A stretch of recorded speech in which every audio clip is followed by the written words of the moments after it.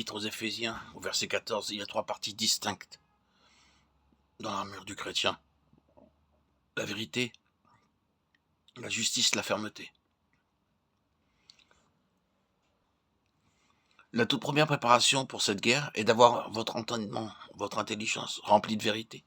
Paul dit, ayant la vérité pour ceinture de vos reins. Et Pierre explique que c'est les reins de notre entendement qui doivent être remplis de vérité. 1 Pierre 1,13. Il faut que votre intelligence se nourrisse de vérité. Il faut vouloir ne recevoir que la vérité, ni une théorie, ni des théories. Elles sombreraient toutes dans cette guerre. Il faut avoir l'intelligence remplie de vérité. Si vos pensées sont remplies de romans, vous n'obtiendrez aucune victoire. Ou bien, si votre intelligence est remplie par vos propres pensées, c'est peu de choses pour résister à l'ennemi.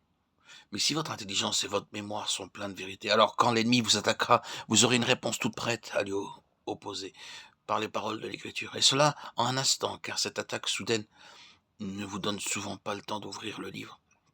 Savez-vous combattre par la parole de Dieu? Et savez-vous comment il faut faire quand une attaque de l'ennemi surgit dans votre vie privée?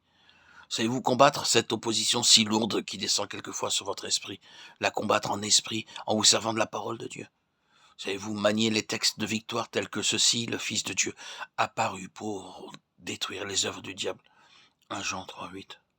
Afin que par la mort, il détruisit celui qui avait l'empire de la mort, c'est-à-dire le diable. Hébreux 2,14.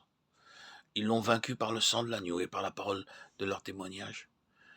Et ils n'ont pas aimé leur vie, même jusqu'à la mort. Apocalypse 12,11. Commencez alors à combattre par ces textes et servez-vous-en jusqu'à ce que votre esprit soit libéré et que vous puissiez vous réjouir de cette délivrance en voyant la victoire de Christ sur l'ennemi. Avez-vous été déprimé? Avez-vous cru que c'était physique? Avez-vous pensé que vous étiez très fatigué? Que vous n'aviez aucun message? Êtes-vous devenu muet?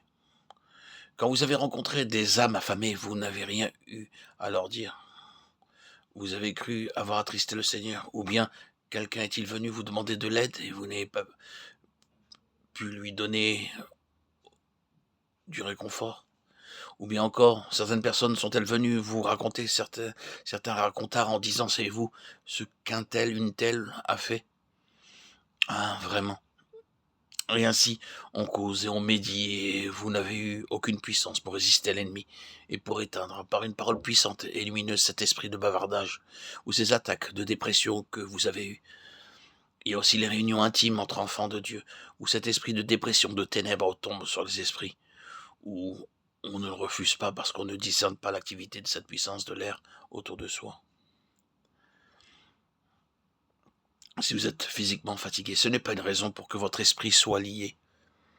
Vous êtes du côté de la victoire, unis au Christ victorieux. Sachez donc attendre. Enfants de Dieu qui connaissez le Seigneur vivant, levez-vous et prenez votre place en esprit dans le Seigneur et rejetez loin de vous ce nuage qui s'appesantit sur vous. Il y a un nuage de pessimisme, de dépression qui s'acharne sur vous pour endormir vos consciences.